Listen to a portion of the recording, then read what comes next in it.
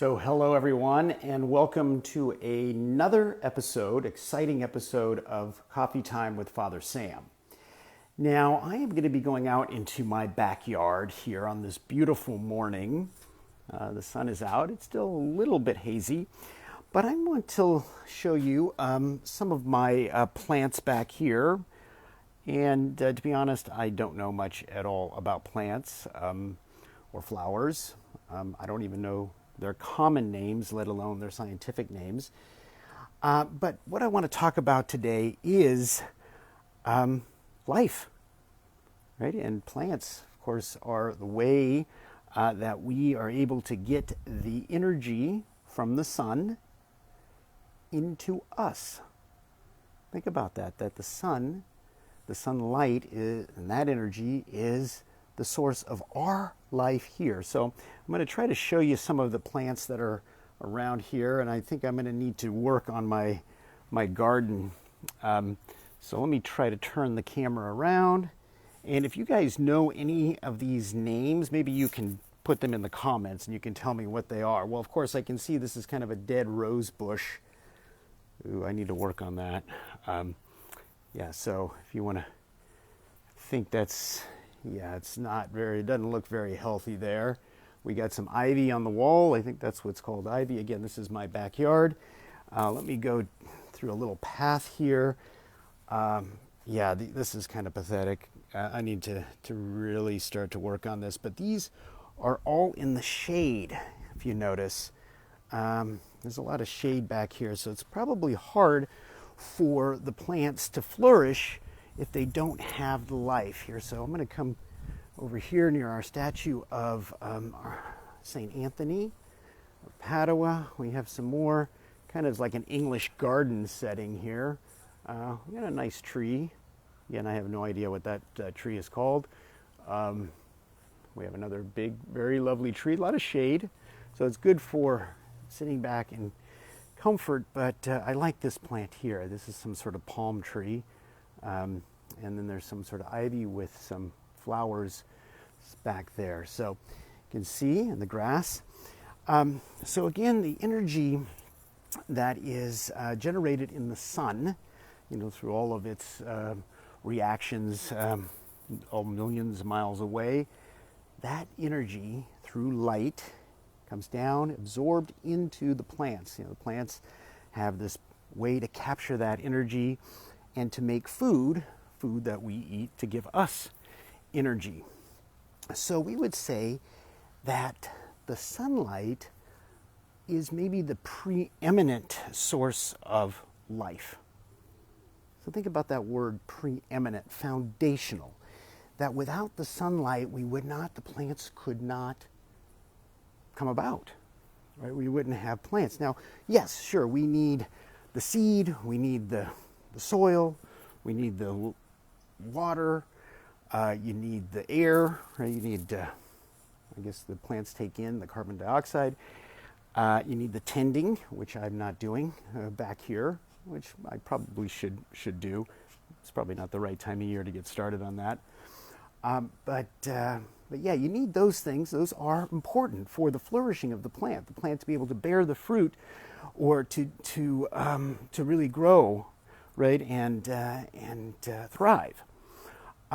But without the sunlight, then there is really all those other things don't help, right? The soil, the water, and all of that.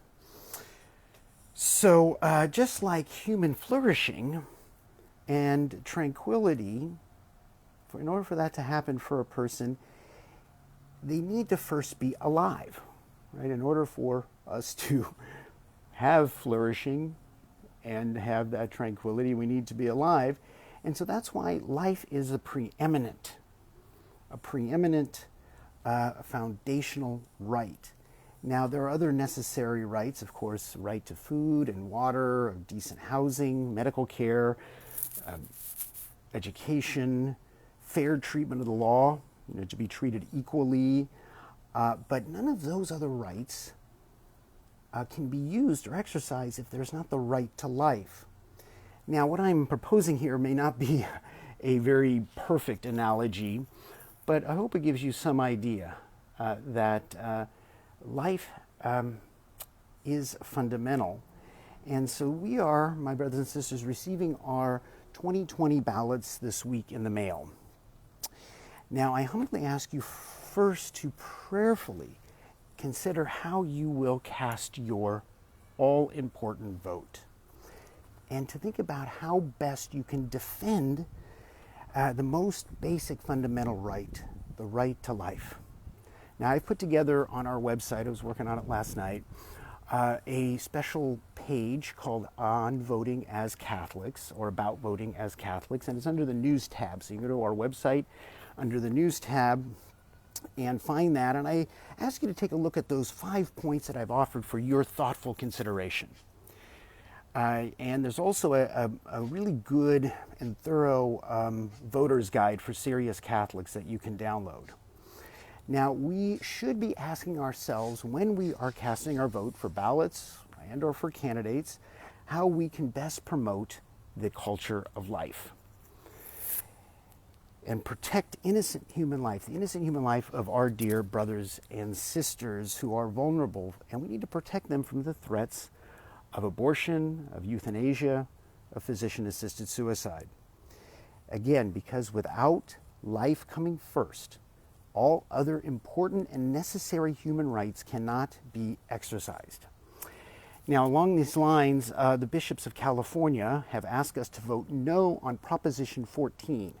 Now, that proposition is asking to raise $5.5 billion, that's a lot of money, $5.5 billion, for a center that does embryonic stem cell research, a center that was set up by the state of California, actually mandated, I think, by the state of California a number of years ago by a ballot measure.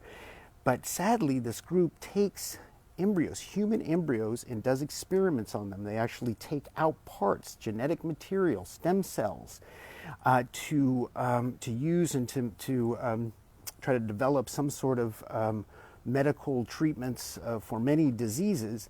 But the ethical problem is they're using a human being, right? That little embryo is a human person, even though we can't see them with our own eyes without a microscope.